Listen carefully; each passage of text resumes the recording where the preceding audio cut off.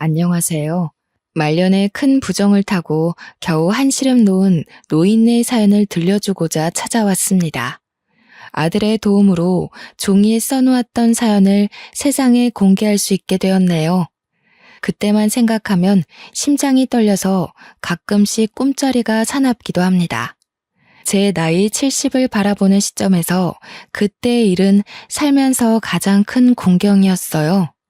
제가 도심에 사는 사람이 아니기 때문에 도시 사람들보다는 나쁜 사람을 만날 확률이 적긴 합니다. 그렇기 때문에 이번에 사연으로 쓰게 될 경험이 누군가에겐 두세 번 겪어본 일이 될 수도 있겠죠. 저는 바깥 세상 일들은 잘 모르겠고 오롯이 제게는 당시의 상황이 크나큰 애기였다는 겁니다. 세상 여자들은 결혼하면 빼먹을 수 없는 고부간의 갈등에 대해 한 번쯤 고민들 해봤을 거예요. 제가 말씀드리고 싶은 건 그것이 과연 며느리에게만 걱정되는 일일까 하는 겁니다. 저 또한 한때는 며느리였고 아들을 낳고 키워서 시모가 된 입장에서 며느리들만 시댁살이를 두려워한다는 선입견을 조금이라도 깨부수고자 이 사연을 써보게 되었습니다. 당연히 결혼을 한 제게도 시모가 있었습니다. 제 시대 때의 결혼 생활은 요즘 세상의 문화와 너무 달라서 감히 며느리가 시모한테 한 소리 얹을 수 있는 입장이 못 되었습니다. 제가 나이 28살에 이미 나이 한 40은 되는 손을 가졌었다고 하면 이해될 겁니다.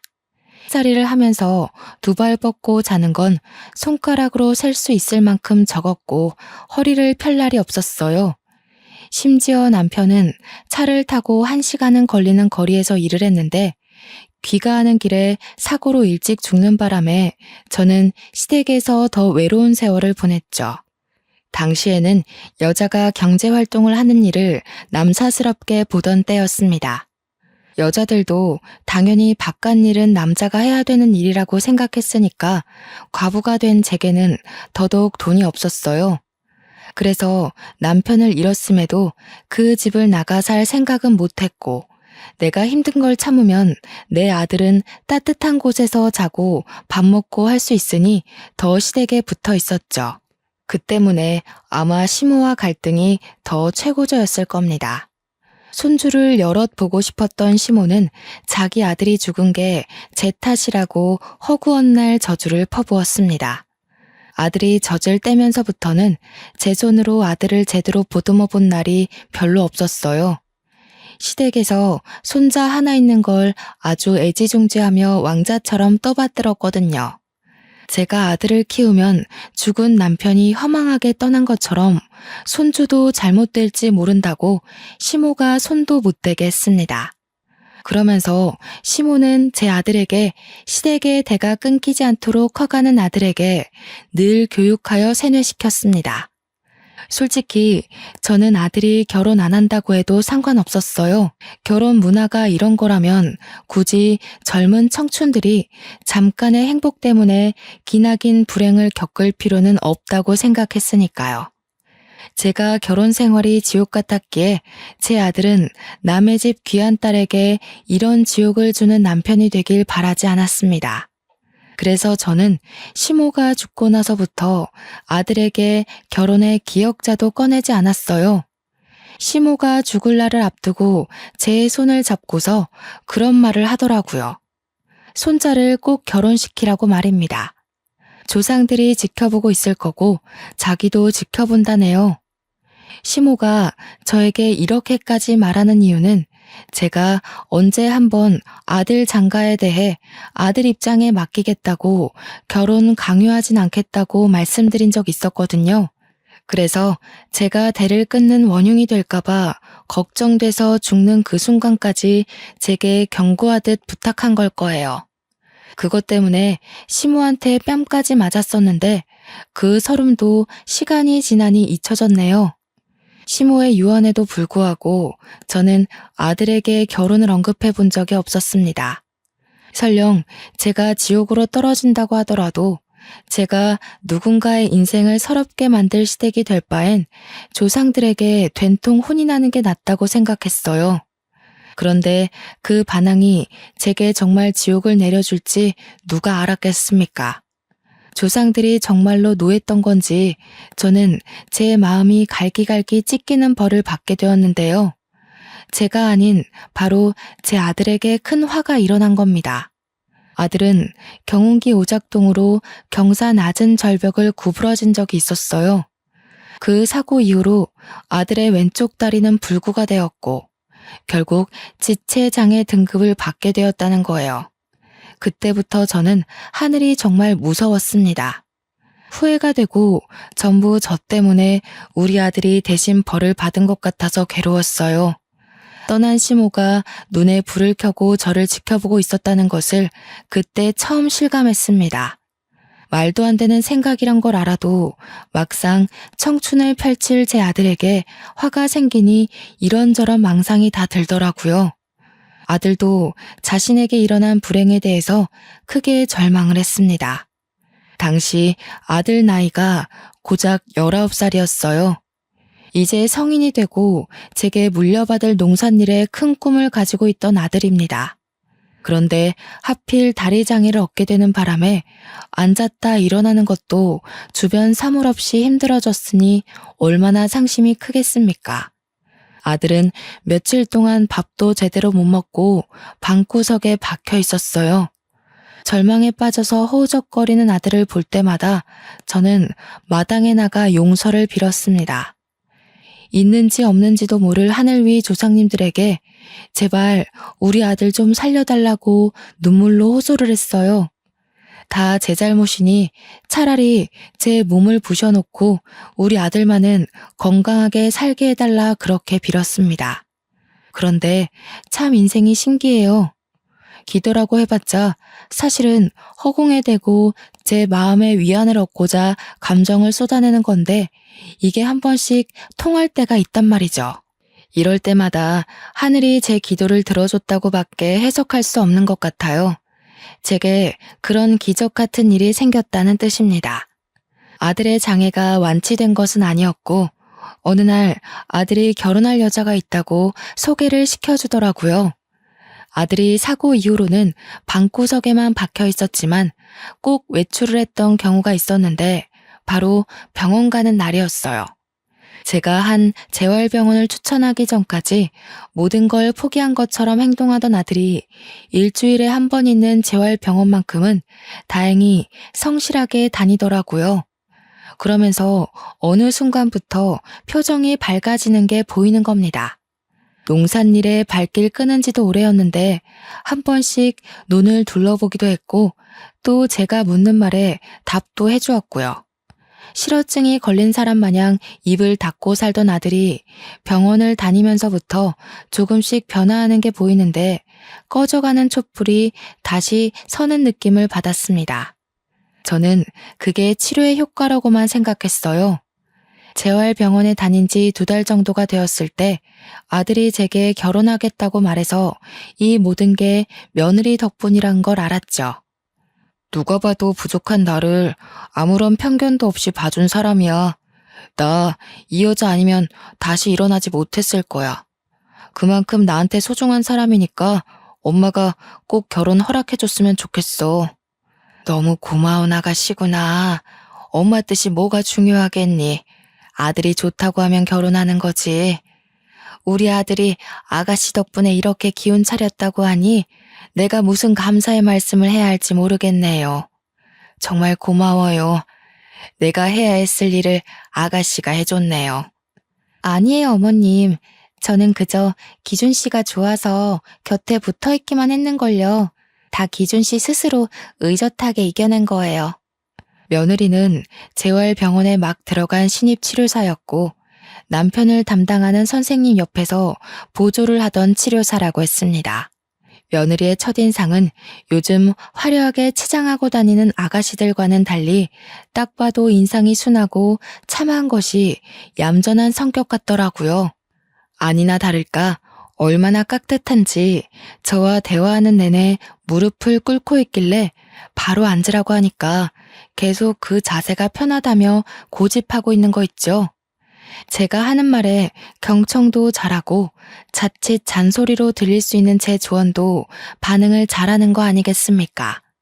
저를 시어머니로 보니까 아무래도 바짝 긴장하고 있는 것 같았어요.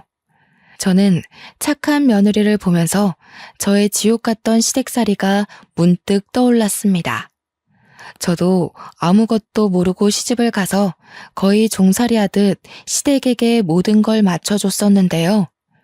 며느리도 저처럼 저희 집에 모든 걸 맞춰줄 것처럼 마음가짐과 태도가 한없이 착하더라고요. 그걸 보면서 며느리도 저처럼 스트레스 받을까봐 얼마나 걱정이 되던지. 저는 과거 제가 받았던 상처를 며느리에게 되물림하지 않도록 노력하기로 했습니다. 며느리는 역시 첫인상처럼 요즘 애들 치고 너무 성실하고 착했습니다. 요즘 젊은 여자들은 과거 여성 분위기와 달라서 자신을 위해 투자하고 야망 가득한 꿈을 꾸잖아요. 그런 세상에서 우리 며느리는 굳이 알아서 자신만의 커리어를 내려두고 집안 살림과 아들의 내조에 신경을 썼어요. 현모양처라고 하던가요? 제 며느리가 딱 그 짝이었습니다. 며느리 힘들까봐 저는 며느리에게 집안일을 일체 시켜본 적도 없고 시킬 생각도 없었는데 며느리가 자꾸만 쉬지도 않고 정돈하고 청소하고 성실히 움직이는 거 아니겠습니까? 아가, 좀 쉬어라. 일주일에 한 번만 닦아도 아무런 문제 없어. 어제도 열심히 닦았으니 다음 주까지는 반질반질 할 거야. 안 돼요, 어머님. 남편한테 어머님 기관지 안 좋다고 들었단 말이에요. 먼지가 아무것도 아닌 것 같지만 얼마나 치명적인데요. 어머님 연세도 있으신데 병원 가는 일은 줄여야죠. 제 아들 챙겨주는 것도 충분히 고마운데 며느리는 제 걱정까지 알아서 해주며 저를 심으라고 어떻게든 모시려고 했습니다. 제가 아무리 며느리를 편하게 해주고자 마음먹어도 며느리가 저렇게 솔선수범 나서는데 어떻게 맞겠어요? 자기가 좋아서 하는 거라고 걱정 말라고 하니까 계속 나무랄 수도 없었습니다. 그래서 제가 선택한 방법은 같이 하는 거였어요. 며느리가 식겁하면서 저를 긋고 말리긴 했지만 나도 내가 좋아서 하는 거라고 그렇잖아도 운동 필요했는데 같이 운동한다고 생각하니까 재밌다고 해버렸습니다. 그랬더니 한날 며느리가 저더러 자기랑 운동 다니지 않겠냐고 하는 겁니다. 저는 그때 처음으로 요즘 세상이 어떻게 돌아가고 있는지 눈으로 볼 수 있었습니다. 며느리랑 백화점을 구경하기도 했고 문화센터 같은 데 가서 일일 수업도 받아보고 미용실 가서 머리도 했어요. 오랜만에 보는 도시 모습은 정말 요란하긴 하더라고요. 한 번쯤 세상 구경한다고 가보는 건 좋았지만 도시에서 살라고 하면 적응은 못할 것 같았습니다.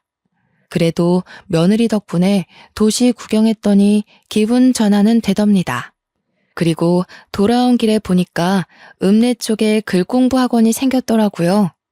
근방에 아이들보다 노인 수가 많다 보니까 노인을 위해서 만들어진 작은 학원이었습니다. 그걸 보면서 며느리가 저더러 글 공부한 적 있냐고 물어보더라고요. 당연히 그런 걸 했을 리가 있겠습니까? 저는 양성차별이 심하던 시대에서 청춘을 보냈고 저희 친정 부모님도 여자는 선천적으로 공부머리 없다고 책 읽는 것마저 눈치를 줬는걸요. 그러니까 제 말은 글 공부를 하고 싶다는 게 아니라 그냥 할 기회가 없었고 뒤늦게 하기엔 나이가 너무 늙어버려 그런 것에 욕심 없다고 말했을 뿐입니다. 그런데 제 사정을 듣던 며느리가 잘 됐다고 하면서 갑자기 저를 끌고 가는 게 아니겠어요? 그 노인학원을 들어가서 개인사비로 저를 등록해 주는 겁니다. 아이고 아가 난 됐다. 내가 지금 나이가 몇인데 글 배워서 뭐 하겠어. 나는 그냥 더 바라는 것 없고 아들이랑 너랑 오순도순 잘 사는 것만 보고 가면 돼. 무슨 소리예요 어머님. 저보고는 요즘 사람치고 너무 야망이 없다고 뭐라도 배우라고 하셨잖아요. 어머님도 요즘 세상에 살고 있는 사람 아니에요? 그리고 글 배워놓으면 앞으로도 다른 사람 찾지 않아도 혼자 우편물 읽을 수 있고, 문자도 읽을 수 있고, 얼마나 좋은데요. 학원은 일주일에 2번만 가면 되는 거라 그리 부담도 없었고, 가더라도 1시간만 공부하다 오면 되는 거라서 몸이 힘든 일도 아니었습니다. 솔직히 공부하고 싶은 욕망은 언제나 마음 한켠에 있었거든요. 하지만 정말 나이 때문에 애써 단념하고 있었어요. 다 늙은 나이에 글 공부해서 뭐하나 살 날도 얼마 안 남았을 텐데 이런 아니란 생각만 하면서 저의 꿈 같은 목표를 묻어두기만 했습니다. 목표를 성취하려면 굉장한 마음가짐을 갖고 출발을 해야 된다고 생각했어요. 그런데 며느리가 저를 학생으로 덜컥 등록해버렸는데 목표를 향해 출발하는 것이 생각보다 쉬워서 솔직히 당황했습니다. 나이 70 다 되어가면서 그렇게 저 자신을 생각해보고 저 자신을 위해 투자를 해본 건 글 공부가 처음이었어요. 며느리를 만류하긴 했지만 솔직히 진심으로 설렜습니다. 며느리에게 고마워서 제가 용돈으로나마 마음을 표현하기도 했어요. 그때마다 며느리는 제가 주는 돈을 한사코 거절만 하더라고요. 우리 아들도 그렇고 나도 그렇고 너 없었으면 이렇게 웃으면서 못 지냈을 거야. 내가 아들한테 늘 미안한 마음으로 살았는데 너가 우리 아들 옆을 지켜주는 덕에 얼마나 마음이 놓이는지 몰라. 내가 차마 도움이 될 건 없고 딸 같은 마음에 용돈이라도 주고 싶어서 그래. 어머님께 돈 받으려고 그랬던 거 아닌데. 고맙습니다. 어머님께서 저를 정말 딸로 생각하고 주시는 용돈이라고 볼게요. 절대 이거 저한테 보답한다고 주는 거 아닌 거예요? 알겠죠? 저도 저지만 특히 며느리 덕분에 제 아들이 완전히 일상을 회복했어요. 원래는 지체 장애 때문에 아들이 많이 상심하기도 했고 자기 미래는 더 이상 비전이 없다고 절망도 많이 했었다고 했잖아요. 며느리를 만나기 전까지는 그래도 제가 어미로서 자식을 포기하지 않고 최대한 이끌었습니다. 하지만 저도 사람인지라 그러는 사이 저는 저대로 마음이 많이 지쳤었어요. 아들도 그런 저를 보며 자신의 존재를 더욱 죄인으로 보고 절망하던 시기였습니다. 그랬던 아들이 며느리를 만나면서 극적으로 새 인생을 꿈꾸게 되었다는 거예요. 저는 우리 며느리를 제 아들을 살려준 사람이라고 생각합니다. 제게도 제 목숨을 구한 은인이나 다름없고요. 그래서 저는 사실 며느리가 이렇게 잘하지 않아도 며느리에게 더할 나위 없는 고마움을 느꼈을 겁니다. 며느리를 얻은 것만으로도 기적이라 생각했는데 심지어 심성이 이리 착하기까지 하니 얼마나 기쁜지 모릅니다. 저희 세 식구는 그렇게 1년 정도까지 남부럽지 않게 살았어요. 동네도 워낙 작은지라 제가 며느리를 자랑하고 좋아하는 걸 이웃들까지 다 알 정도로 저와 며느리의 관계는 무르익었죠. 며느리는 친정 부모가 섬에 살아서 잘 만날 수 없는 탓에 저를 더 엄마처럼 따랐고 제게 며느리는 그때부터 며느리 이상인 딸 존재가 되었습니다. 저희 가정이 잘 사는 건 아니었지만 그래도 제가 남편 집안에서 물려받은 작물 농사가 나름 수출이 괜찮아서 남들 하는 만큼은 충분히 하며 살았는데요. 제가 나이가 들었다 보니 그 농사를 아들이 아픈 다리를 이끌고 직원들과 함께 가꾸고 있었어요. 아들한테 다시 농사일 좀 봐달라고 부탁하기가 마음에 걸렸는데 아들이 알아서 자기 일로 생각하며 나서주더라고요. 아들이 다시 의기를 가질 수 있었던 이유도 역시 며느리가 주는 용기 덕분이었습니다. 제가 학원 가는 날엔 며느리도 가끔씩 아들과 함께 농사일을 도와주러 다닌다고 합니다. 그렇게 며느리가 생긴 후로 처음 맞이하는 명절이 다가온 날, 며느리가 친정 갈 필요 없다고 시댁에 내내 있겠다고 하는 걸 제가 굳이 설득시켜서 친정을 보낸 날이 있었습니다. 그날이 저에게 충격적인 사건의 시작으로 돌아가게 될 줄은 몰랐어요. 며느리란 기인을 얻고 나서 정말 잘 살아보고자 아들과 함께 힘겹게 의지를 일으켰는데 왜 다시 절망의 순간이 찾아왔을까요? 저희가 뭘 그렇게 잘못했다고 또다시 위기를 던져주는 걸까요? 명절이 지난 후 한두 달 뒤쯤인가 며느리가 우리 아들 아이를 임신했다고 고백을 했습니다. 아들 몸이 불편하기 때문에 손주까지 기대하지 않았던 저는 너무 기뻐서 며느리에게 수고 많았다고 손을 잡고 눈물을 흘렸어요. 그러고 보니 기뻐서 눈물을 흘렸던 건 그날이 처음이었네요. 손주가 생겼다는 것이 인생 통틀어 최고로 행복한 날이었던 거죠. 왜 울고 그러세요? 이러면 제가 더 예쁜 손주 많이 안겨드리고 싶어서 욕심나잖아요. 그런데요, 어머님, 부탁이 있어요. 남편한테는 저 임신한 거 비밀로 해주시면 안 될까요? 내가 좀 주책이었지? 그런데 비밀로 해달라니? 애비도 이 소식 들으면 없는 기운도 생길 텐데 이 좋은 일을 애비한테 알리지 않고. 저도 그러고 싶은데 남편 이번 주말에 처가 도우러 가야 되잖아요. 괜히 저 때문에 걱정 끼치고 싶지 않아서요. 다녀오면 그때 알려주고 싶어요. 우리 아들은 며느리의 부탁으로 그게 불과 3, 4개월은 되는 일이라고 며느리가 미리 말해주었습니다. 당연히 우리 며느리가 저희 집 와서 이렇게 내조 잘하고 살림 잘하며 노력하는데 우리 아들도 사돈댁에 좋은 사이로 도움이 되면 좋겠다 싶어 제가 흔쾌히 허락한 사실이에요. 아들도 자기 처가 도우러 가는 것에 전혀 망설임이 없었고요.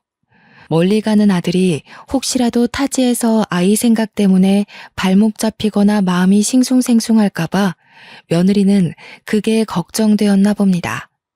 세상 좋은 소식인데 걱정될 게 뭐 있나 싶었던 저는 며느리의 마음이 잘 이해가 안 되었지만 며느리의 여린 마음씨를 알고 있기 때문에 웬만해선 며느리의 말을 들어주고 싶었습니다. 그래서 아들에게 며느리의 임신 사실을 비밀로 했어요.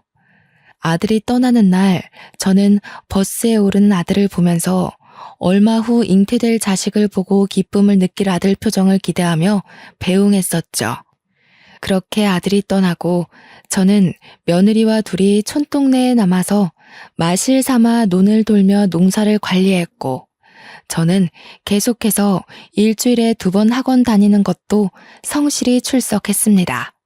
며느리 말대로 제가 원래는 글 읽는 것도 서툴러서 우편물이나 집 관리비나 직원들이 보내는 문자가 오면 꼭 며느리랑 아들한테 대신 읽어달라고 할 정도로 까막눈이었거든요. 그런데 사교육을 받다 보니 이젠 하나둘씩 단어가 보이기 시작하는데 그게 얼마나 짜릿하고 즐거운지 모릅니다. 물론 그래도 한참 못 미치는 언어 수준이라서 며느리에게 자랑까진 못했어요. 나중에 문장이 읽힐 때 며느리한테 편지를 써서 깜짝 놀라게 해주려고 참았습니다. 딱 한 가지 빼면 전반적인 생활은 평소와 같이 무난했어요. 저를 걱정시키는 한 가지의 문제가 뭐냐 하면 아들에게서 못해도 일주일에 한 번씩은 연락이 왔었는데 어느 순간부터 한 달을 넘길 정도로 연락이 두절되었다는 사실입니다. 며느리를 불러 아들과 연락되냐고 물었지만 며느리도 연락이 안 된다고 하더라고요. 걱정 마세요, 어머님. 한참 바쁠 시기라서 저희 부모님도 바다 나가시면 연락이 잘 안 되거든요. 퇴근하면 바로 기절하기도 하고요. 기상도 꼬박 새벽 시간이라서 엄청 피곤할 거예요. 그런 거겠지? 애가 다리가 불편해서 어디 일 잘못하다가 물에 빠진 건 아닐까 걱정되네. 우리 아들이 일 하나는 야무지게 하는데 그래도 바닷일은 처음이거든. 어머, 어머님, 그냥 하는 소리라도 그런 말씀 마세요. 혹시라도 부정나면 어떡해요. 남편 잘하고 있는지 제가 나중에 부모님께 연락해 볼 테니까 나쁜 생각은 마세요. 며느리가 안심시켜주고 위로해주는 덕에 저는 이 이상 더 연락하지 않고 아들에게서 연락이 오기만을 기다리고 있었습니다. 시간은 어쩜 그렇게 빠른지 몰라요. 아들과 연락이 두절된 지 몇 달은 넘어갔을 겁니다. 저는 정말로 문장이 익힐 만큼 글 실력이 늘었고 며느리에게 편지를 쓸 수 있는 수준까지 되었어요. 그때가 무려 아들이 떠난 지 반개월째였던 걸로 기억합니다. 제가 그나마 마음을 놓을 수 있었던 건 아들이 제겐 연락 없더라도 며느리한테는 연락을 줬기 때문이었어요. 며느리가 아들 소식을 중간중간 저한테 대신 전해줬거든요. 바빠서 저한테까진 연락할 여유가 없고 통화 시간이 부족해서 며느리한테만 안부를 전해야만 한다고 그랬다더군요. 그때 조금이라도 의심을 했어야 하는 건데 바보같이 저는 안심을 해버렸습니다.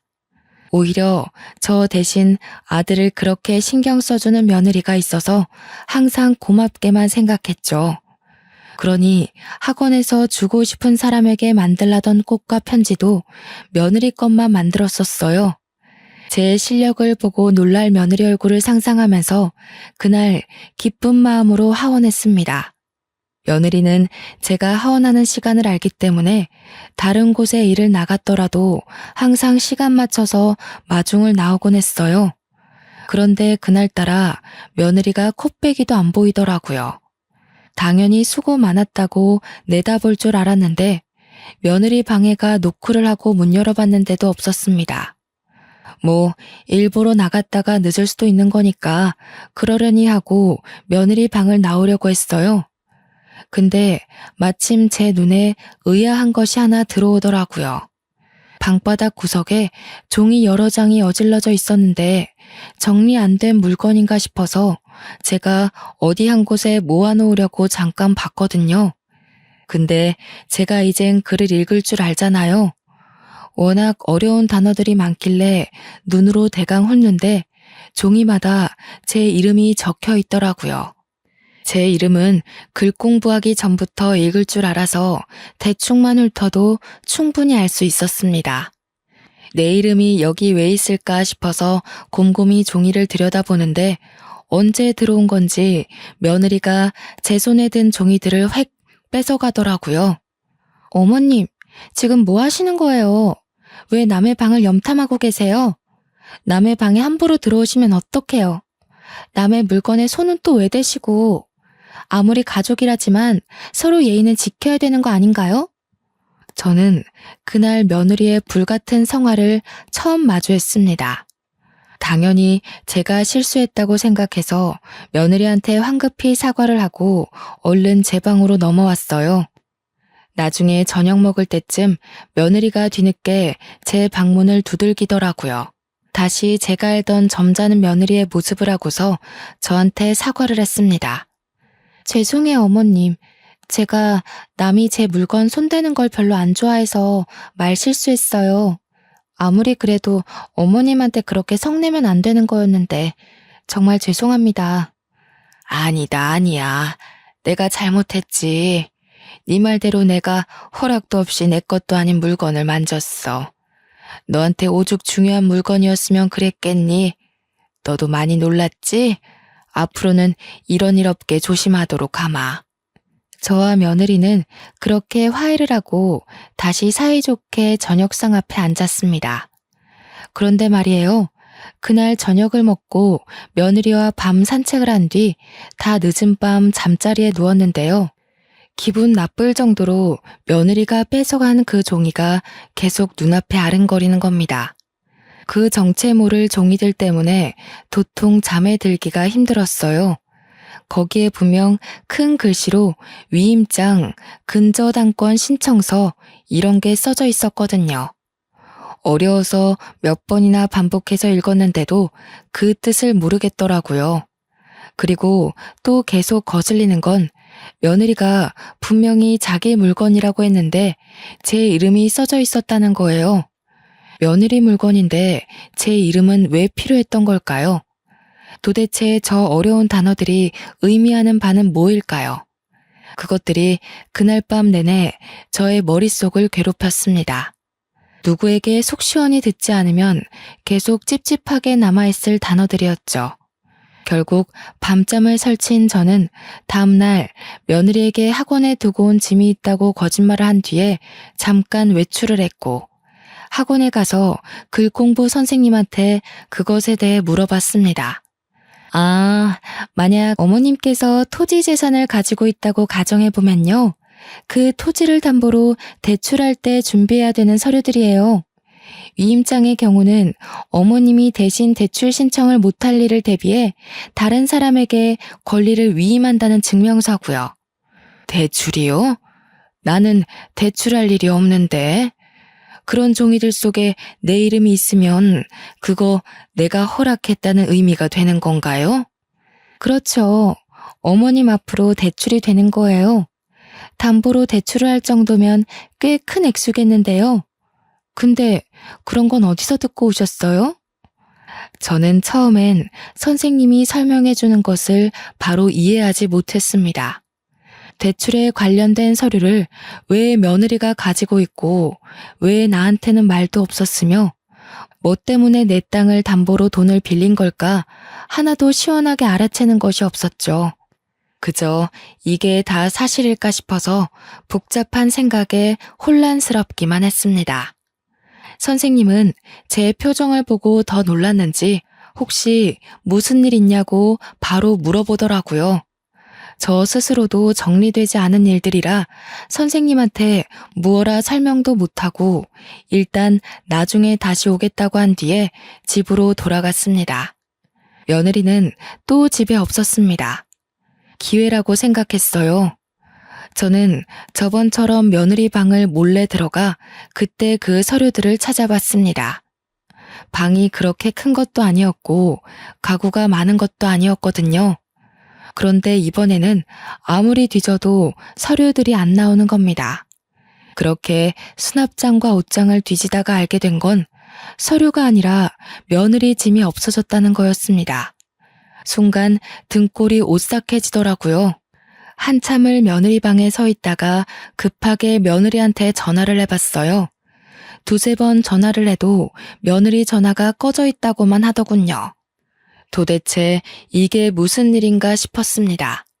제가 생각하는 상황이 맞나 의심도 되었어요. 선생님 말대로 며느리가 가진 서류가 대출 관련 서류라면 제 앞으로 그 대출금이 떨어졌다는 거잖아요. 그 생각이 들자 저는 이럴 게 아니라 은행에 가서 제 대출 현황을 알아봐야겠다고 생각했습니다. 동네에 은행이 하나밖에 없어서 저랑 며느리가 같은 은행을 사용했다는 건 천만다행인 일이었어요. 은행 가서 제 앞으로 된 대출 현황을 조회해보니 세상에나 무려 4억의 돈이 빠져나가 있었지 뭡니까. 충격받은 저는 크게 뛰는 심장을 부여잡고 은행원에게 따졌습니다. 이게 뭐예요? 선생님, 이거 제가 빌린 거 아니에요. 당사자가 맞는지 신분증 확인도 안 했어요? 이거 다 물러주세요. 저는 이런 돈 빌린 적 없습니다.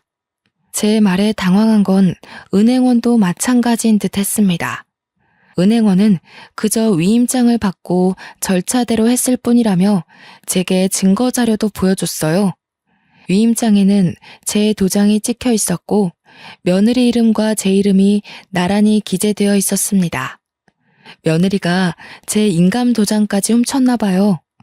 이러니 제 사정을 모르는 은행에선 절차대로 했을 뿐이라는 말 사실 맞잖아요. 제가 은행에서 해결할 수 있는 건 아무것도 없었습니다. 금방이라도 무너질 것 같은 다리를 버티며 은행을 나온 저는 일단 다시 집으로 돌아갔습니다. 그러자 그때 저랑 친하게 지내던 부동산 아줌마가 어머니 하고 튀어나와서는 여느 때처럼 저를 반갑게 부르더군요. 아유, 우리 어머니 누가 마음 좋은 거 모를까봐. 며느리를 끔찍이 아끼는 것 좀 봐. 어쩌자고 부동산 명의를 며느리 앞으로 돌렸대. 며느리 자랑 끔찍하게 하더니 집까지 내줄 정도로 애가 그렇게 착해요? 아니면 손주 생긴 기념 선물인가? 그게 무슨 소리예요? 명의가 어쩌고 어째요? 내 부동산 재산 말하는 거요? 그 며느리 이름으로 돌아갔다는 말이에요? 제대로 말해봐요. 에? 나도 제주도 놀러 갔다 와서 소식 몰랐는데 얼마 전에 어머니 농사 일하는 직원 있잖아요. 거기서 키 좀 큰 아저씨. 그 사람이 그러던데. 그 소리를 듣자마자 저는 인사도 못하고 당장 저희 농사 직원들에게 갔고 부동산 아줌마가 말했던 직원을 찾아서 제가 들은 사실에 대해 물었습니다. 사장님 아시는 거 아니셨어요? 며느님께서 이제부터 기아집 집주인 자기라고. 자기 말이 곧 사장님 말씀이니까 자기 말대로 하면 된다던데. 사장님이랑 이미 의논된 일이고 사장님이 며느님한테 다 위임했다고 들었어요. 그러면서 길게 일하고 싶으면 사장님 귀찮게 하는 일 없도록 하라고 하던데요. 며느리가 나한테 말하지 말라고 했다는 거지? 아이고 세상에, 이게 무슨 일일까? 나는 그런 적이 없어. 아무래도 내가 며느리한테 사기를 당한 것 같아. 아이고 심장이야. 저는 그제서야 며느리가 제 재산을 삥땅 쳤다는 걸 실감했고 직원의 도움으로 그대로 경찰에 신고를 했습니다. 그때까지도 며느리는 집에 나타나질 않았어요. 제 생각에는 제가 며느리의 서류를 발견한 그날 며느리는 이미 도망치기로 마음을 먹었던 것 같습니다. 제가 글을 읽을 줄 안다는 걸 눈치챘나 봐요. 제가 방에서 그 서류가 뭐였을까 고민할 때 며느리는 도피할 준비를 하고 있었겠네요. 직원들이 제 곁을 같이 지켜줘서 저는 경찰한테 아는 대로 최대한 증언을 할 수 있었습니다. 뒤죽박죽이었지만 모든 사실을 밝힌 저는 경찰과 함께 집으로 돌아갔고 경찰들은 며느리 방을 뒤졌어요. 그렇게 정신없는 상황에서 문득 아들이 생각나더라고요. 며느리가 그렇게 도망을 가버렸다면 사돈댁에 가 있는 내 아들은 어떻게 되는 거지? 싶어서 금세 불안감이 증폭되었습니다. 저는 경찰한테 가서 우리 아들 좀 찾아달라 급하게 사정했어요. 경찰과 함께 서해 가서 아들 폰을 위치 추적했거든요. 그런데 경찰 말이 제 간을 떨어뜨리고 말았는데요. 아들 폰에서 추적이 중단된 지가 몇 개월 되었다고 하는 거 아니겠습니까? 경찰이 말해주는 시기가 언제랑 일치했냐면 저와 아들 사이에 연락이 끊기고 며느리가 대신 아들의 안부를 전해줄 때랑 같았습니다. 그렇다는 건 그때부터던가 그보다 전부터이던가 아들에게 위험이 생겼다는 거 아닙니까? 경찰 말로는 만약 제가 증언한 모든 말들이 사실로 판명된다면 아들의 위치가 불분명해진다는 것 또한 며느리의 계략일 거라고 했습니다. 그 얘기를 듣는데 다리에 힘이 확 풀려버리더라고요. 실수는 내가 했는데 왜 또 우리 아들에게 화가 내려졌는지 저는 하늘을 원망했습니다. 모든 게 며느리의 짓이라는 것이 밝혀지는 데는 그리 오래 걸리지 않았습니다. 며느리가 그렇게 막 용의주도하진 않았거든요. 아마 제가 늙은 노인이라서 쉬운 상대라 생각했기 때문에 빈틈을 많이 만들지 않았나 싶습니다. 동네 사람들까지 제 사정을 알고 같이 도와주기 시작했고 저는 덕분에 긴 시간 들이지 않고서 며느리를 잡았다는 소식을 들을 수 있었어요. 경찰서에 갔더니 며느리가 웬 험상궂게 생긴 아저씨랑 같이 앉아 있더라고요. 이 두 사람이 김현숙 씨의 재산을 빼돌려서 중국으로 도피하려던 걸 잡아왔어요. 조사해보니까 사문서 위조에 땅 문서까지 훔쳤네요. 증여계약서도 다 거짓으로 작성해놓고. 그러니까 둘은 원래 연인 사이이고 저 배불뚝이 아저씨의 계략으로 며느리가 우리 집에 시집와서 재산 빼돌릴 목적으로 우리 장애 아들을 깨웠던 것이었어요. 야 이년아, 내가 너를 어떻게 생각했는데? 아들보다 더 믿고 아들만큼이나 아꼈는데 네가 어떻게 나한테 이러니? 너 그럼 이 임신 뭐야? 이 아이도 설마 우리 아들이 씨가 아니라 저놈 씨야? 이 썩을 놈들, 내 아들은 어쨌어? 그래서 내 아들 어디로 보냈어? 며느리는 반성의 기미도 없고 놀란 기색도 없이 짜증만 가득한 얼굴이었습니다. 고생해서 차린 밥상이 엎어진다면 딱 그 표정일 것 같더군요. 제가 며느리를 잡고 흔들자 며느리가 제게 욕을 하면서 제 손길을 확 뿌리치는데 정말 다른 사람 보는 줄 알았습니다. 그래도 저와 동행해준 이웃분들이 중심 못 잡는 저를 붙잡아주고 저를 대신해서 며느리한테 욕해준 덕분에 저도 용기를 더 낼 수 있었어요. 며느리의 등짝을 계속 패며 원망했습니다. 경찰이 말리기 전까지 저희끼리는 무척 난장판이었죠. 결국 며느리와 배불뚝이 아저씨는 그 자리에서 구속이 되었어요. 중국으로 도피하다 붙잡힌 거라서 아직 제게서 앗아간 재산을 쓰지 못한 상태였던 건 정말 하늘이 도와준 운이었어요. 정말 다행히도 저는 저의 재산을 고스란히 돌려받을 수 있었습니다. 그리고 며칠 뒤 엄청난 수소문 끝에 우리 아들을 찾았다는 소식을 들었는데요. 저는 또 경찰서를 방문했습니다. 그곳에서 근 6, 7개월 만에 만난 아들을 얼싸 안았어요. 아들한테서 비릿한 냄새가 심하게 나더라고요. 아들 얘기를 들어보니 아들도 며느리한테 배신당했다는 걸 섬에 도착했을 때 알아챘다고 합니다. 섬에 도착했는데 친정은커녕 마을 자체가 가정적인 분위기는 전혀 없는 곳이었대요. 잘못 온 게 아닌가 생각했는데 어떤 남자들이 갑자기 자기를 잡아가더니 며느리 전화를 받고서 멸치잡이 배에 실어 보냈다는 겁니다. 배에서 내리지도 못하고 멸치만 잡으면서 거기서 꼼짝없이 갇혀 살았다고 했습니다.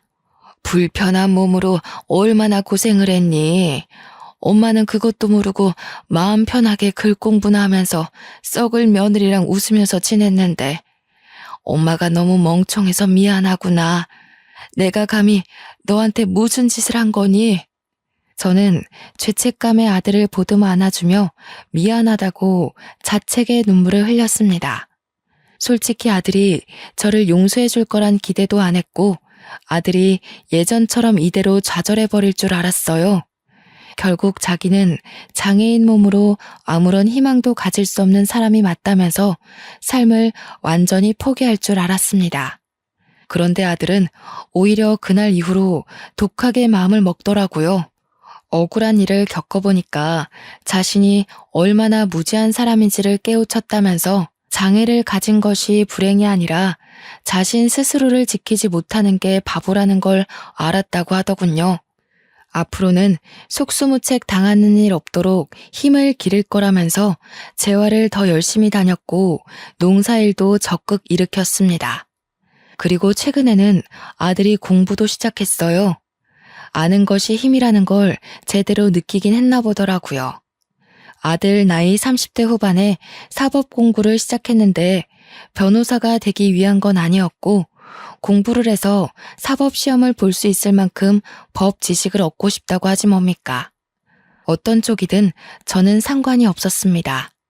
그저 아들이 무너지지 않고 자신의 미래를 위해 도전하게 된 것만으로도 안심이에요. 혹시라도 아들이 실패한 결혼에 상심하진 않았나 걱정되어 슬쩍 물어본 적이 있었는데 아들 말로는 상심을 하긴 했지만 그 일 덕분에 살고자 하는 의지가 생기더랍니다.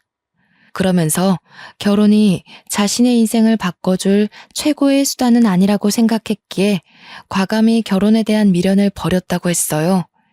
현재는 아들이 주변에 있는 사람들에게 베풀자는 마음으로 지내고 있는데 참 보기 좋습니다. 이웃들도 은근 아들의 기분을 많이 눈치 봤었거든요. 저희 동네는 이웃들도 참 착한 분들이라서 아들이 상처받지 않도록 분위기를 잘 맞춰주었어요. 그렇게 마음 써주는 모든 분들에게 고마워서 제가 따로 동네 사람들에게 떡을 돌리기도 했네요. 크나큰 애군을 느낀 지 겨우 몇 개월밖에 지나질 않아서 저는 아직도 한 번씩 그때 생각에 심장이 두근거립니다. 이후로 통장은 저만 아는 곳에 꽁꽁 숨겨뒀어요. 제가 언제 세상을 뜰지 몰라서 아들과 제가 알만한 곳에다가 감춰놓고 하루하루 점검을 하고 있습니다. 이 재산이 곧 저의 아들 미래를 도울 자원이지 않습니까? 제가 없는 곳에서도 아들이 무너지지 않으려면 현재 제가 할 수 있는 엄마 노릇은 이게 마지막이지 않나 싶습니다. 그래도 촌동네에 살면서 사기는 안 당해보고 갈 줄 알았는데 역시 사람 인생은 다사다난한가 봐요. 세상살이 이렇게 험난해서야 젊은 사람들이 불안해서 어떻게 살아갈지 걱정이네요. 도시에 자녀를 두고 있는 부모님들은 특히 마음이 많이 졸일 것 같습니다. 사람과 더불어 사는 세상인데 제일 조심해야 될 게 사람이라는 것이 어쩌면 좀 씁쓸하기도 합니다. 갈수록 세상이 각박해지는 것 같아 늙은이로서 염려가 많이 돼요. 그저 평안하게 살다가 가는 것이 가장 좋으련만. 작은 범죄도 벌벌 떨릴 정도로 무서운 저는 병원 일이 아니고서야 아마 이제 도심으로 나가볼 일은 없을 것 같습니다. 그러니 건강관리도 잘해야겠죠. 모두들 항상 건강하고 또 조심해서 지냈으면 합니다. 할머니다 보니까 잔소리가 많았네요. 들어주셔서 고맙습니다.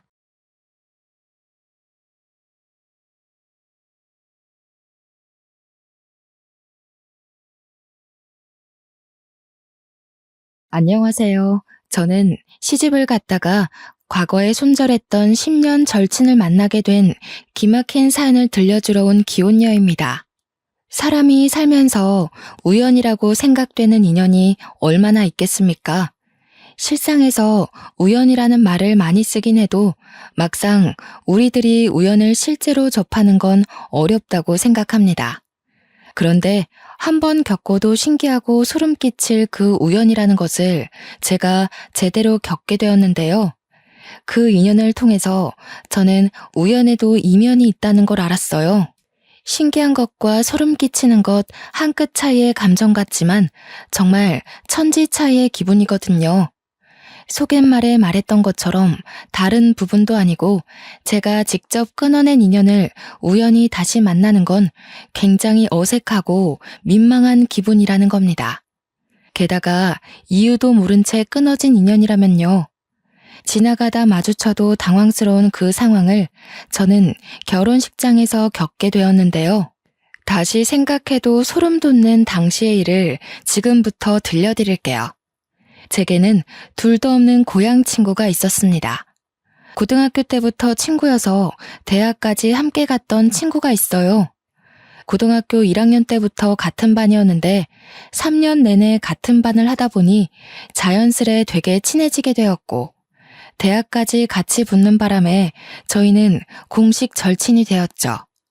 당연히 대학 졸업까지 4년 동안도 서로 소울메이트라 생각하며 잘 지냈습니다. 저희들은 학교 친구들이 다 겹치기 때문에 동창 만남을 가지더라도 늘 함께 동행도 했어요. 이 친구를 제 인생에서 드러내는 건 저의 학창 시절을 통째로 드러내는 것과 같습니다. 그만큼 이 친구를 손절하는 게 제겐 쉽지 않았다는 겁니다. 그러니까 그렇게 친했던 저희가 서로 다른 지역에 취업을 하면서 이전처럼 잘 못 만나게 되었는데 그 때문에 서로 자연스레 다른 인맥이 생겼거든요. 그럼에도 워낙 친했던 사이다 보니까 1년에 한 번은 무조건 만났었어요.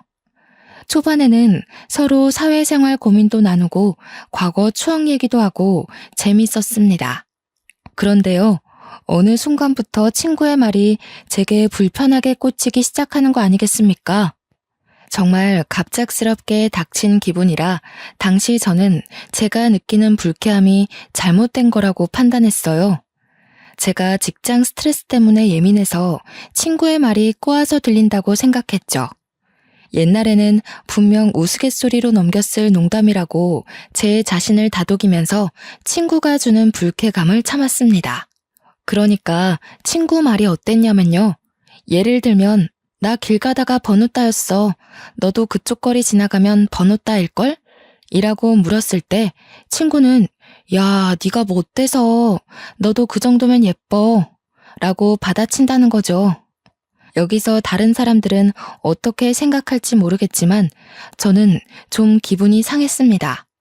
누가 외모에 대해서 얘기를 했나요? 저는요, 나 못생겼는데 못생긴 나도 그 길거리에서 번호 따였다. 그러니 나보다 예쁜 너는 당연히 따일 거다. 라고 얘기한 것이 아닙니다. 다른 사람들의 생각을 들어보지 못해서 차마 친구 말이 이상하다고 확신할 수 없지만 듣는 사람인 제 입장에서 제가 그렇게 느꼈다면 불쾌한 말이 맞는 게 아닐까요? 그래도 저는 당시 그때를 유려하게 잘 넘겼습니다. 제가 예민해서 꼬아듣는다고 생각했으니까요. 그런데 말이에요. 저런 식의 표현이 한두 번이 아니라면 어떤 생각이 드시겠어요? 친구는 늘 과거의 전 남자친구들에게 얽매여 있는 사람이었는데요. 이 친구 남자친구들이 하나같이 다 못생겼거든요. 그 대신 다들 제 친구를 공주처럼 떠받들어주던 남자들이었습니다. 처음엔 몰랐는데 나중에는 친구가 일부러 그런 애들만 만나는 것 같더라고요. 그러면서 자기가 남자를 다 후릴 수 있는 여자라는 걸 주위에 보여주고자 했던 것 같아요. 같이 학교 다닐 때만 해도 몰랐는데 그런 식으로 자존감을 올리는 친구라는 걸 제가 직장 생활을 하면서 많은 사람을 마주하다 보니 알게 되었습니다. 쉽게 말하면 고민 척하는 여우였다는 거죠. 그걸 깨달은 순간 저는 친구한테 정이 떨어져 점차 연락을 무시하게 되었고 그렇게 저희 관계가 자연스레 끊긴 겁니다.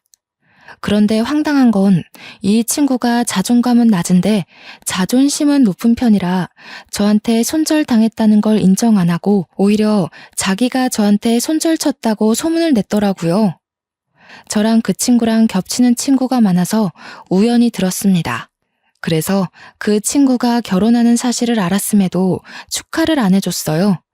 친구도 저한테 청첩장을 보내지 않기도 했고요. 솔직히 인연을 끊는다는 게 쉽지 않았습니다. 저의 소중한 학창시절 과거가 모조리 부정받는 느낌이 들어서 어떻게든 친구를 이해해서 평생 친구로 끌고 가려 했거든요. 그런데 인간관계라는 것이 아닌 건 아닌가 봐요. 아무리 제가 친구를 이해해보려 해도 친구를 만날 때마다 찝찝하고 불쾌한 감정이 들고 은근슬쩍 제 외적인 모습을 돌려가며 비하하는 게 느껴져서 더는 못 만나겠더라고요. 그 친구에게 보고 싶다고 연락이 올 때마다 거부감이 들면서부턴 어쩔 수 없이 차단을 했습니다.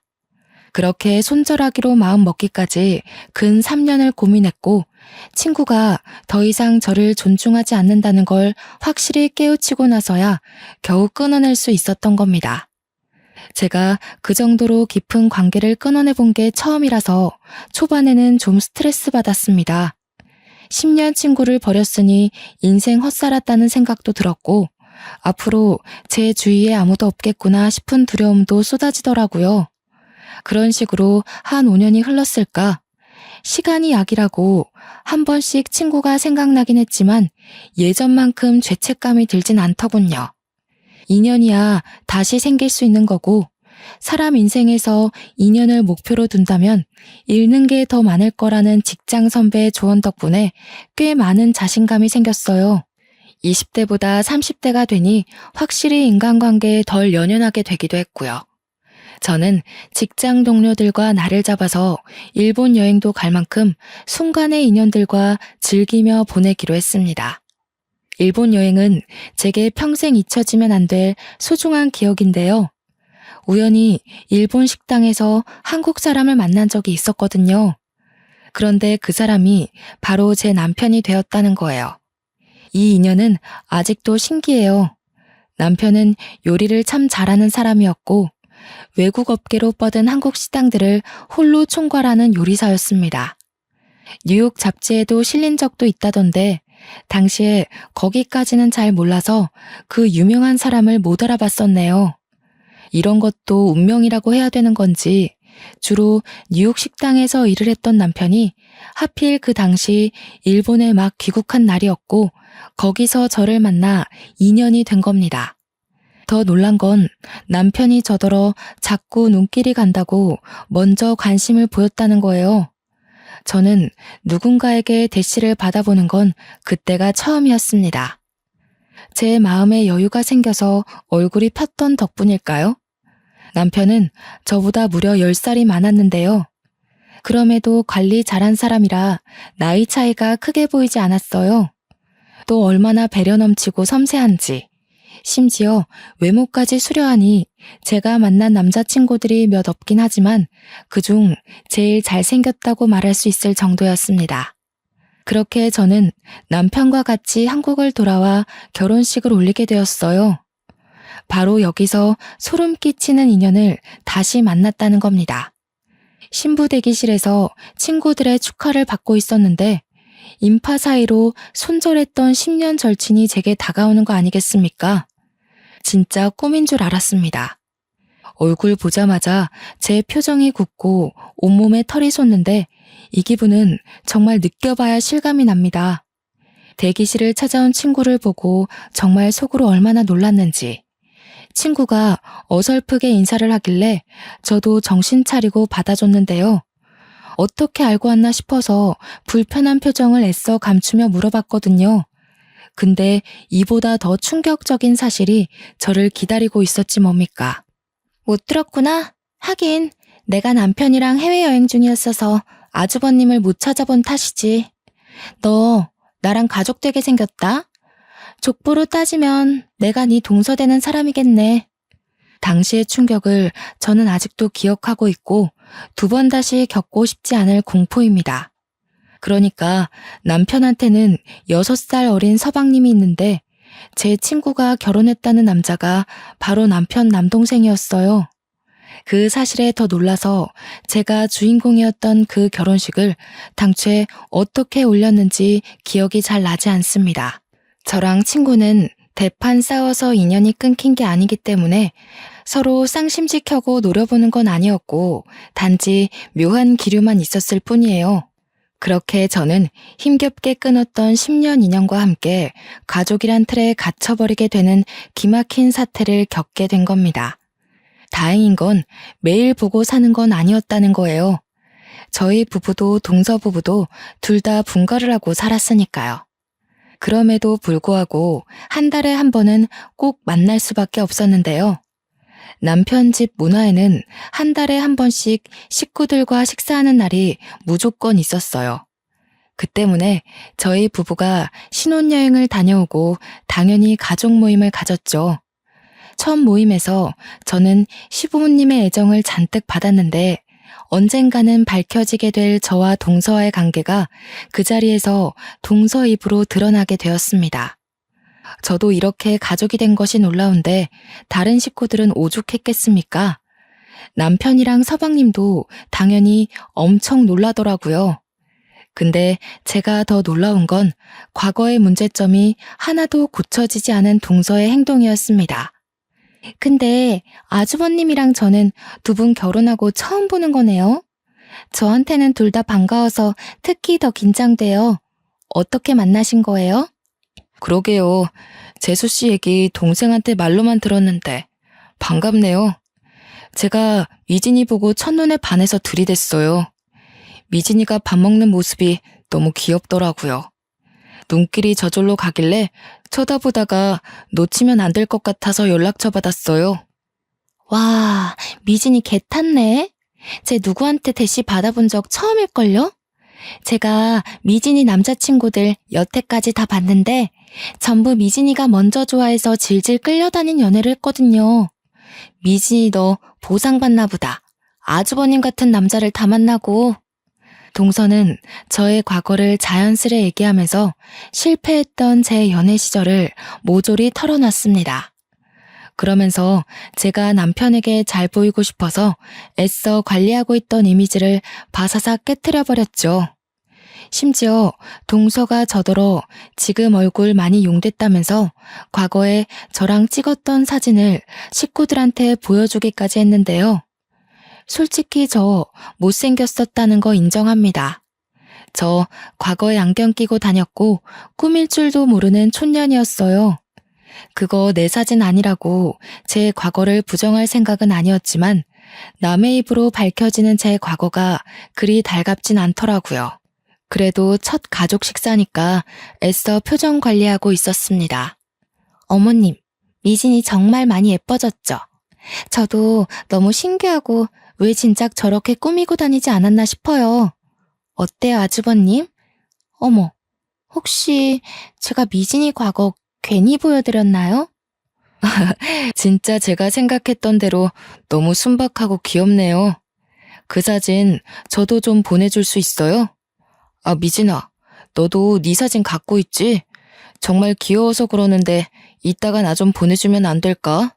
와, 아주버님 취향 특이하시다. 여자 볼 때 얼굴은 안 보나 봐요? 맞아요. 살다 보면 얼굴보다 마음 예쁜 여자가 중요한 법이죠. 마음 하면 미진이가 단연 1등이라고 제가 증명할 수 있어요. 어디 마음뿐이겠어요? 제 주위에서도 저보다 미진이가 더 아깝다고 하던걸요. 미진이 학교 얘기 많이 좀 해주세요. 미진이가 부끄럽다고 워낙 숨겨서. 저는 동서 행동에 기분이 상했지만 그래도 남편이 그런 모습마저 귀여워해주니까 한편으론 안심이 되더라고요. 남편이 저한테 실망했을까봐 걱정도 됐거든요. 남편 반응이 오히려 들뜨니까 동서는 금세 흥미가 식었는지 또 다른 주제로 말을 돌리더라고요.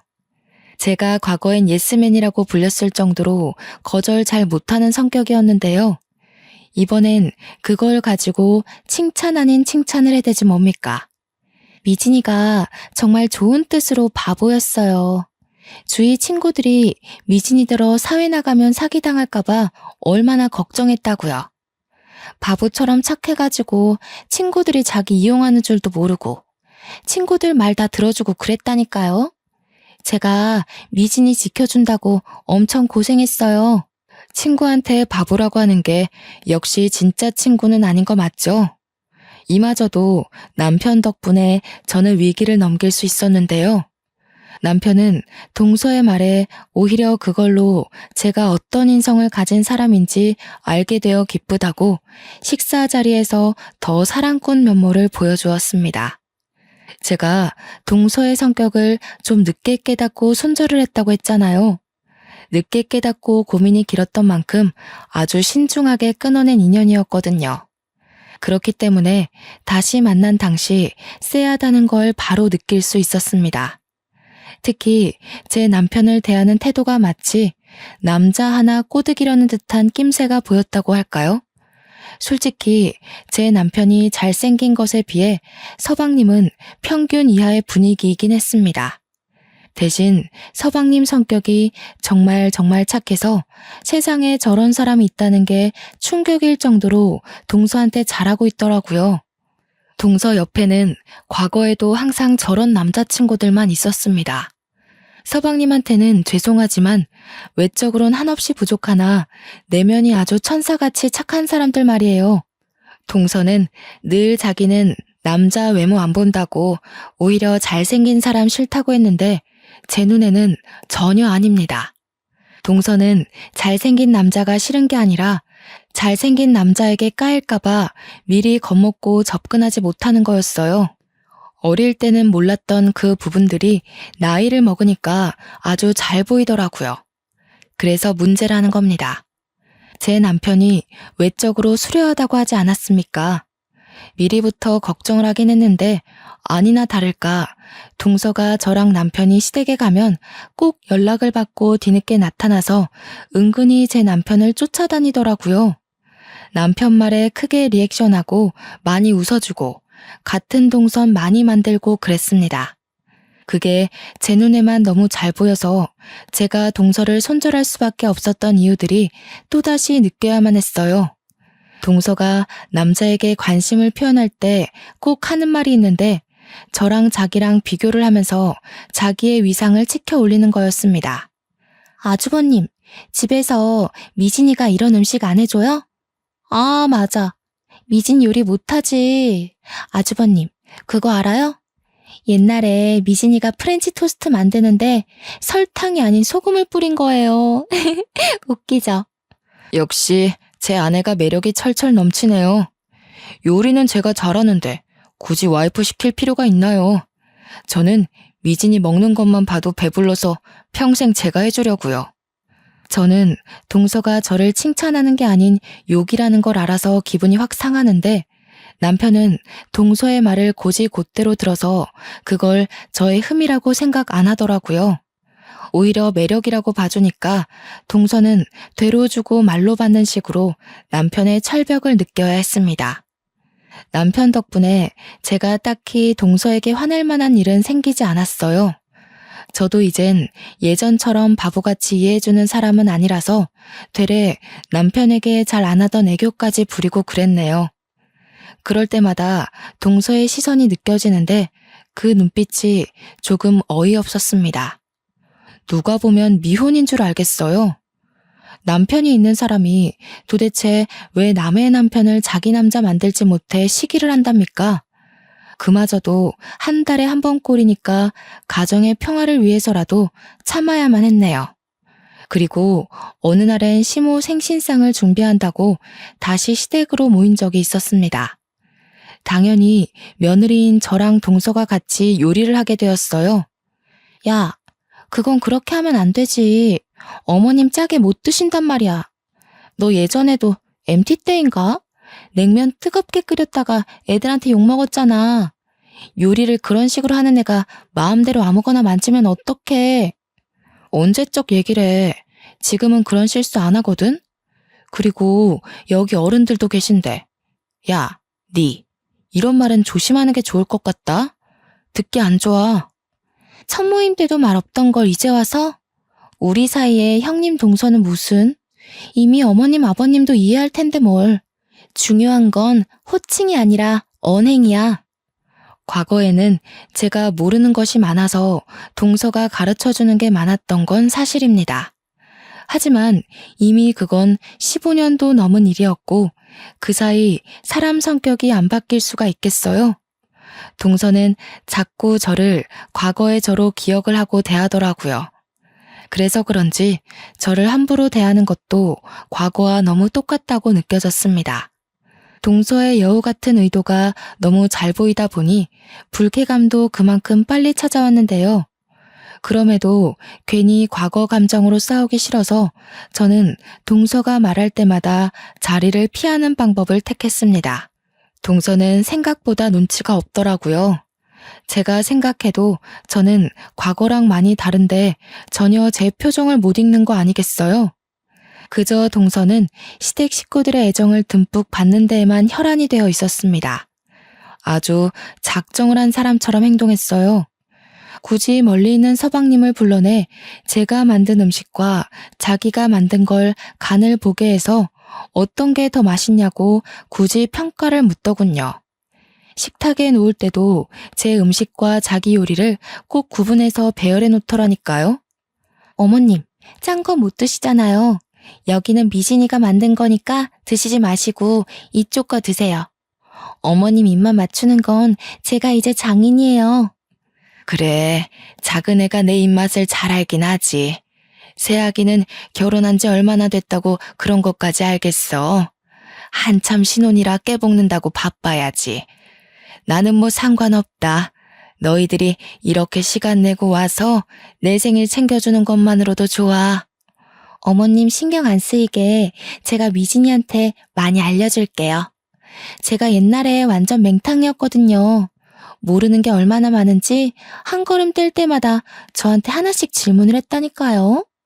역시나 동서 말을 듣고 있는 내내 기분이 상해서 표정 관리 안 되었습니다. 한편으론 이걸 계속 보고 살아야 되나? 벌써부터 스트레스도 받았어요. 제가 이혼을 해서 이 시댁을 떠나지 않는 이상 저 친구를 계속 봐야 되잖아요. 이게 정말 매 순간마다 고민일 만큼 저한테는 엄청난 근심이었습니다. 그래도 과거와 다른 점이 있다면 사랑꾼 남편이 제 곁을 든든하게 지키고 있다는 겁니다. 남편은 동서 음식에는 손도 안 대고 제 음식을 먹으면서 간이 딱 좋다고 칭찬을 했어요. 자기는 밍밍한 요리 먹으면 입맛 떨어지더라면서 은근슬쩍 동서 음식을 까내렸죠. 그러자 당황한 동서가 일부러 시모 입맛에 맞게 한다고 싱겁게 한 거지 자기 원래 이런 식으로 안 한다고 변명을 하더군요. 저한테 변명할 필요는 없죠. 제가 뭐 재수씨 요리 먹을 일 있는 것도 아니고. 제 동생한테 잘해주세요. 저는 미진이 요리에 입만 맞추면 되거든요. 하긴 남편 말대로 동서가 남편한테 굳이 자기 요리 실력을 피력할 필요는 없죠. 동서는 남편의 계속되는 철벽에 얼굴이 살짝 붉어진 것 같기도 했어요. 억지로 웃는데 눈꼬리가 경련하고 있더라고요. 그러거나 말거나 남편이 제 요리를 너무 잘 먹으니 시부도 서방님도 제 요리로 젓가락을 뻗었고 생각보다 훌륭했던 제 손맛에 하나둘 제게 칭찬을 해줬습니다. 첫 요리인데 이만하면 엄청 잘하는 거라면서 원래 재능이 있나 보네 하고 서방님이 먼저 운을 떼줬어요. 그걸 듣고 동서가 은근슬쩍 서방님을 노려보더라고요. 결국 싱거운 거 좋아했던 시모만 동서가 만든 걸 먹었고 제가 만든 음식은 거의 접시 바닥을 보이는 결과를 만들어냈습니다. 과거에는 저보다 동서가 요리를 잘했던 게 맞는데 역시 세월은 강산도 변하게 하잖아요. 제 요리 실력도 발전을 했는데 동서가 그것도 모르고 설쳤던 거죠. 그러다 한날 동서네가 뜬금없이 저희 집 집들이를 오고 싶다고 뒤늦게 졸라서 초대를 한 적이 있었는데요. 서방님은 일반 공무원이다 보니까 적당한 평수에 살았지만 저는 남편 능력이 워낙 대단해서 둘만 사는데도 51평 아파트에 살고 있었습니다. 그날 집에 방문한 동서는 신발장에서부터 놀라서니 집을 둘러보면서 조그맣게 감탄을 해주더라고요. 동서 표정을 보니까 사실은 엄청나게 부럽지만 부럽지 않은 척 하려고 애쓰는 게 티가 났는데 확실히 집이 너무 좋으니까 단점으로 꼽을 게 없을 거잖아요. 그래서 기 좀 죽었을까 하고 기대했습니다. 그런데 기어이 단점을 꼬집어내기 시작하는 거 있죠. 근데 집이 이렇게 크면 청소할 때 장난 아닌 거 알지? 둘 다 맞벌이 하면서 집까지 이렇게 크면 엄청 관리하기 피곤하겠다. 난 청소하기 귀찮아서 이렇게 큰 곳은 별로더라. 아주버님은 그런 부분 알고 매매한 거래? 알지 그럼. 나보고 괜히 고생할 필요 없다고 청소 이모까지 고용해줬어. 이모가 아침 9시에 와서 같이 밥 먹고 6시까지 집안일 하다가 퇴근하셔. 저의 당당한 주장에 동서의 대답은 그 말뿐이었습니다. 더 이상 트집 잡을 곳이 없었다는 거죠. 동서는 금세 집 단점 꼽는 걸 포기하더니 우리 집 평수 때문에 기가 눌린 걸 서방님한테 화풀이를 했어요. 서방님이 옆에서 막 자기 형 역시 대단하고 멋진 사람이라면서 자기랑 비교도 안 되게 어릴 때부터 주의 환심 다 샀다고 자기한테도 정말 잘하는 훌륭한 형이라고 칭찬을 늘어놓았거든요. 서방님이 알아서 제 남편의 장점을 술술 풀어내자 동서는 가서 물이나 가져오라고 서방님을 툭툭 밀쳤습니다. 일이 늦어서 뒤늦게 퇴근하고 온 남편은 집 오는 길에 제가 좋아하는 꽃이 있길래 사왔다면서 저한테 꽃 한 알음을 안겨줬는데요. 너무 설레고 기분이 좋아서 방긋 웃고 있었는데 그걸 보고 동서가 갑자기 깔깔 웃으면서 박수 치는 거 아니겠습니까? 바로 산통 깨진 분위기에 저도 모르게 동서를 아니 꼽게 째려봤습니다. 아주버님, 미진이가 꽃 좋아한다고 그랬어요? 아닌데. 걔 옛날에 남자한테 제일 받기 싫은 선물이 꽃이라고 했던 애예요. 물론 남자친구한테 꽃 받는 걸 본 적은 없지만. 야, 그건 옛날이고 우리가 안 보고 산 지가 몇 년인데 내가 아직도 옛날 같겠어? 지난번부터 계속 그러더라. 그땐 그때고 지금은 달라. 예전처럼 날 막대하지 말아줄래? 내가 언제 막대했다고 그러냐. 난 그냥 말해준 건데 왜 정색을 하고 난리야. 너 좀 많이 변했다. 정색도 할 줄 알아? 왜 손절당했는지 모르는 동서 입장에선 제 언행이 이해 안 갈 수도 있겠죠. 동서 성격을 몰랐을 때 저와 동서 성격을 알았을 때 저는 같은 제 자신이라도 엄연히 다른 사람이라고 생각합니다. 어쨌든 제가 동서를 생각하는 마음이 과거와 달리 분명히 바뀌었다는 건 맞습니다. 자꾸 저를 건드리는 것 보면 동서는 제 마음을 자꾸 확인하고 싶나 봐요.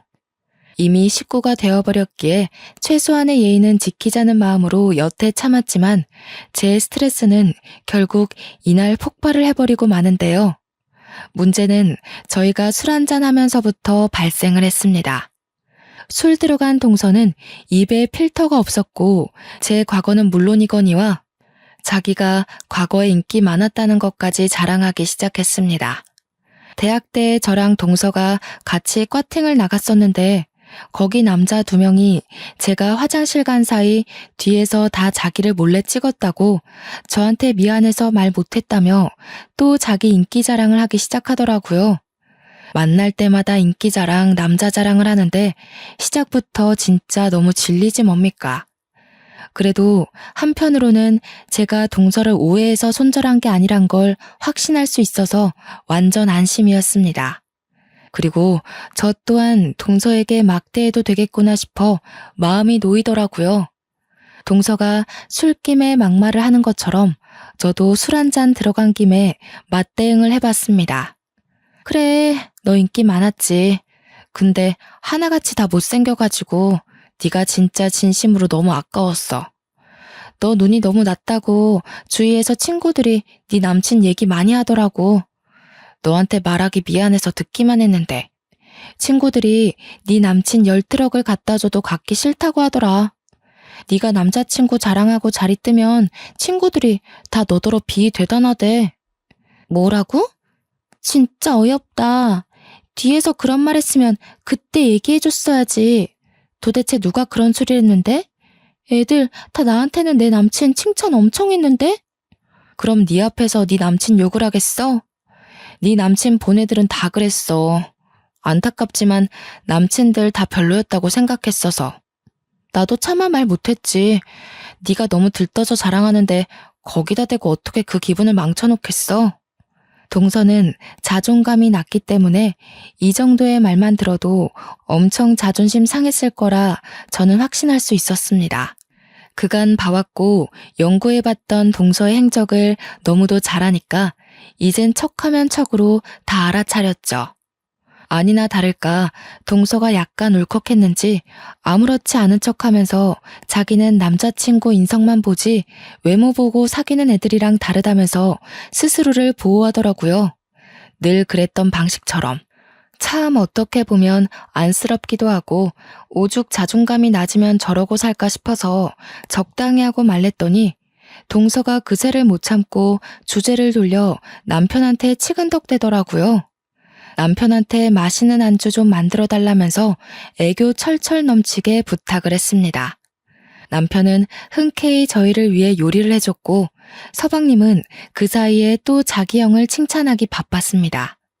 솔직히 제가 봐도 남편과 서방님의 능력 차이가 너무 눈에 보이는데 동서가 몰랐을 리가 있겠어요?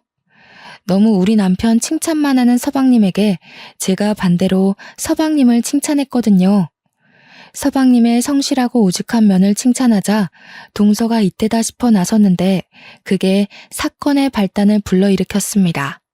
서방님도 공무원 진득하게 하면서 안정적인 가정 꾸리고 계시잖아요. 저희 남편은 모험하는 걸 좋아해서 한 번씩 제가 다 긴장이 돼요. 좀 그렇긴 하겠다. 난 가정이 있는데 모험하고 그러는 남자 좀 그렇더라. 내 남편은 안정직이라서 전혀 그런 위험 부담이 없거든. 근데 또 한편으로는 아주버님 보면 어떻게 내 남편은 모험 한번 안 해봤지? 싶어서 궁금하긴 하더라고. 배부른 소리 한다. 안정직이 좋은 거지. 그리고 서방님이 굉장히 심성 좋잖아. 서방님같이 착한 남편 세상에 드물어. 나 정말 서방님이 너한테 생각하는 마음 보고 깜짝 놀랐다니까. 이렇게 착한 남자 만나는 것도 다 복이야. 그러니? 우리 서로 안 가져본 것에 대해 욕심이 생기나 봐. 난 모험하는 남자 궁금하고 넌 착한 남자 궁금하고. 내 남편이 그렇게 마음에 들면 우리 한번 남편 바꿔볼래? 동서는 옛날에도 이런 농담을 한 적이 있었습니다. 제가 조금 잘난 남자친구를 만나면 제 남친과 자기 남친을 계속 비교하면서 바꿔볼래? 같은 정신나간 농담을 했었어요.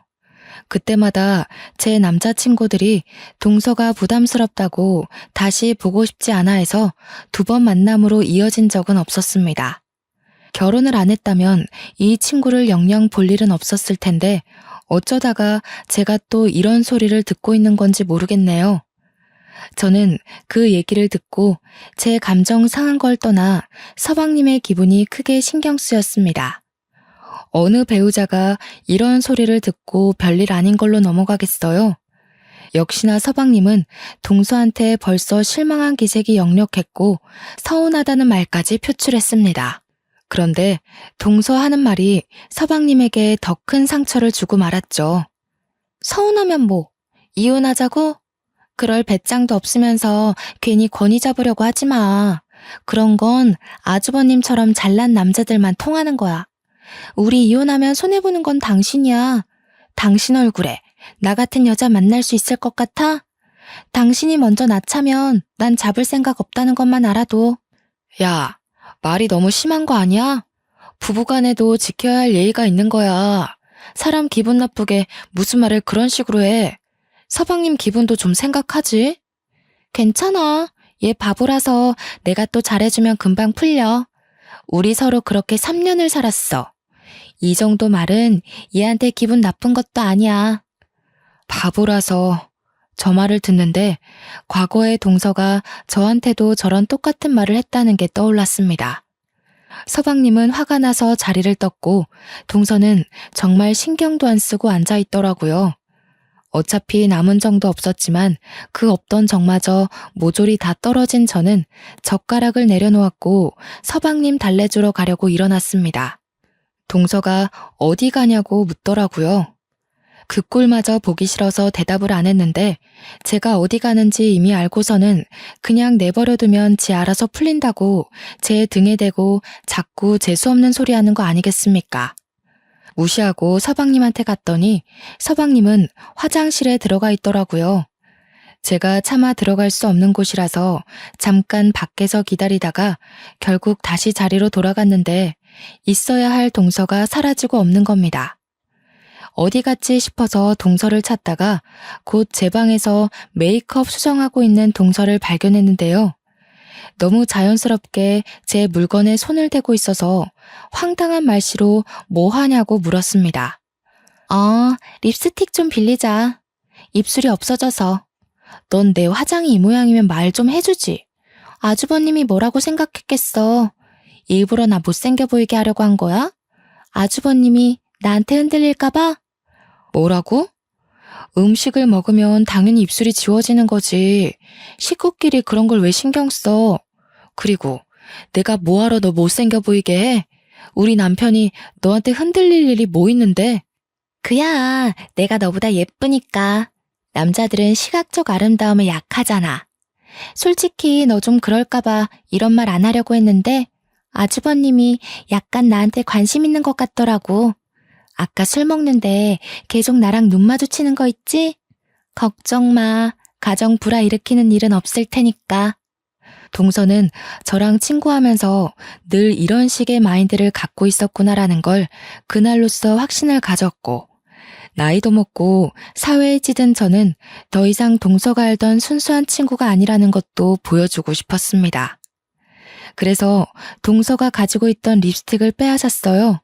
그대로 그걸 동서 입술에 쳐박아 버리고 파우더 가루를 쳐붓고 액상 화장품을 뜯어서 들이부은 다음 클렌징 크림까지 덕지덕지 묻혀주었습니다. 충격에 물든 얼굴로 동서가 아악 소리를 지르자 서방님이랑 남편이 뒤늦게 쫓아왔어요. 운 좋게도 그 타이밍에 동서가 저를 밀치는 바람에 제가 바닥으로 철퍼덕 넘어졌거든요. 그 때문에 남편이 놀라서 동서를 밀쳤는데 남편임에 동서가 화장대로 꼬꾸라졌지 뭡니까. 뭐 하는 거예요, 재수씨? 재수씨 정말 그렇게 안 봤는데 굉장히 개념 없는 사람이네요. 저 말고 다른 사람이 제 와이프 몸에 손대는 거 싫어합니다. 당장 사과하세요. 지금 나한테 화내는 거예요? 아주버님이 나한테 그러면 안 되죠. 제가 미진이보다 아주버님이랑 먼저 가족인 사람이에요. 그리고 상황도 잘 모르면서 무작정 미진이 편을 들면 어떡해요. 미신이가 먼저 날 이렇게 만들었다고요. 오죽 착한 사람이 그랬을까요? 도대체 이 착한 사람을 얼마나 이용해 먹었길래요? 평소 개미 한 마리도 못 죽이는 사람인데 재수씨가 그만큼 영악했던 거 아니에요? 영악이요? 내가 이용하길 뭘 이용해요. 옛날처럼 친구니까 화장품 좀 빌렸었을 뿐이에요. 우리 원래 이런 사이였다고요. 근데 옛날에는 가만히 있던 게 지금은 이 짓을 했잖아요. 그럼 제가 미친 거 아니냐고요. 네가 내 남편 꼬실 수 있다고 자만했잖아. 내 남편이 너한테 눈길 보냈다고 착각했잖아. 그걸 참고 넘어가주는 와이프가 어딨는데? 너는 옛날에도 내가 잘난 남자만 사귀면 꼭 그렇게 으스대더라? 제발 그만 좀 꼬리쳐. 너 그렇게 안 예쁘거든? 대학 다닐 때 선배들 사이에서 너 못생긴 여우라고 소문났었어. 몰랐지? 제 말에 같이 듣고 있던 서방님이 더 충격을 받았습니다. 서방님한테는 계속 미안했어요. 그래도 별 수 있나요? 차라리 서방님이 동서에게 그만 정을 뗐으면 좋겠다고도 생각했습니다. 그때 남편도 서방님의 무너지는 표정을 확인했는지 동서한테 더 으름장을 놓았는데요. 그렇게 미인도 아니면서 콧대가 왜 그렇게 높은지 모르겠는데 내가 일하면서 각국의 미인분들 많이 봤거든요. 근데 재수씨 수준이면 평균 이하예요. 저 솔직히 재수씨 보고 더러운 피부도 화장으로 다 덮고 억지로 속눈썹 올리고 하관이 좀 긴 편이길래 인기 많았다고 해서 의아했거든요. 제가 재수씨한테 눈길 줬다고요?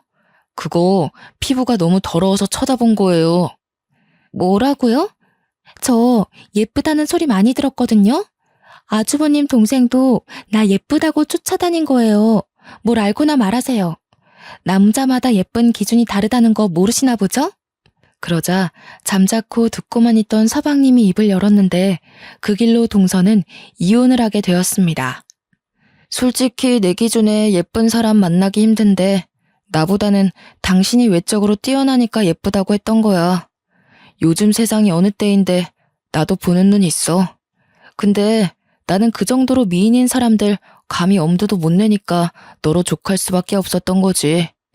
내가 형 외모였으면 너는 지나가다 쳐다볼 여자 축에도 못 껴. 네가 왜 못생긴 남자친구밖에 못 만났는지 잘 생각해봐.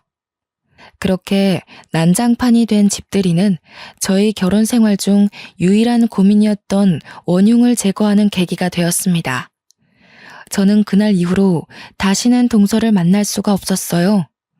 도련님도 이혼 조정 기간인데도 동서가 어디서 뭘 하는지 소식을 모른다네요. 연락도 안 하고 있대요. 원래는 항상 서방님이 먼저 동서에게 연락하는 사람이었는데 이젠 서방님이 먼저 동서를 차단해버린 것 같더라고요. 이 사실을 알면 동서가 꽤나 자존심 상하고 억울해 죽고 있을 겁니다. 아니면 또 어떤 착한 남자를 꼬셔서 이혼하게 된 일을 자기 입맛에 맞게 거짓말하고 다닐지도 모르겠네요. 그 친구는 그렇게 해야만 직성이 풀리고 자존감이 올라가니까요. 어쨌든 손절한 친구를 형님 동서하면서 평생 보고 살아야 하나 고민이 많았는데 그 열등감 덩어리를 또다시 제 삶에서 쫓아버릴 수 있어 얼마나 다행인지 모릅니다. 대판 싸워서 연을 끊는 건 제 성격상 안 맞는데 결국 제일 친했던 친구랑 이렇게 돼버리니 인생 참 무상하다는 생각도 들었어요. 세상에서 제일 친하고 제일 좋고 가장 오래갈 친구 같은 건 어쩌면 없을 수도 있겠다 싶더라고요. 누가 TV에서 그런 말을 했던 게 생각이 나네요. 세상에는 좋은 사람, 나쁜 사람이 있는 게 아니라 나랑 맞는 사람, 안 맞는 사람이 있을 뿐이라고요. 동서랑 제가 학교라는 틀 안에 갇혀서 같은 곳만 바라보고 지낼 때는 웬만하면 마음 맞는 친구로 지낼 수 있었어요. 하지만 그건 그저 어렸기 때문에 가능했던 억지 배려가 아니었나 싶습니다. 한쪽이 다 포용해 줄 수 있는 관계 말입니다. 학교를 벗어나면서부터 저희는 성인으로서 사람 간의 관계를 다시 해석해봐야 된다고 생각합니다.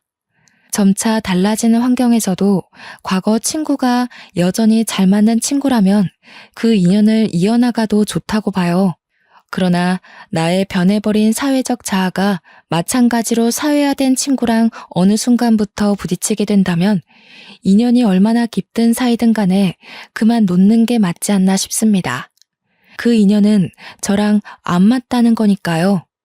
오랜 친구를 놓는다는 게 속상하고 쉽지 않다는 거 저도 경험해봐서 압니다. 그런데 생각해보면 그 친구를 놓는다고 제가 과거의 추억까지 지울 필요는 없다고 봐요. 즐거웠던 지난날은 그대로 묻어두고 변해버린 환경에 맞게 대인관계는 달라질 수 있는 거니까요. 또 저만 성실하게 지낸다면 제게 얼마든지 소중하고 잘 맞는 인연이 생기기도 하니까 오랜 친구를 놓았다고 해서 더 이상 불안하지는 않습니다. 친구라는 존재로 고민이 깊었던 만큼 사연 내용도 좀 길어지게 되었어요. 제가 또 남은 자녀의 고민을 싹쓸이하지 않았나 싶습니다. 청취자분들은 오랜 친구나 친구를 끊어내야만 했던 경험이 있으신가요?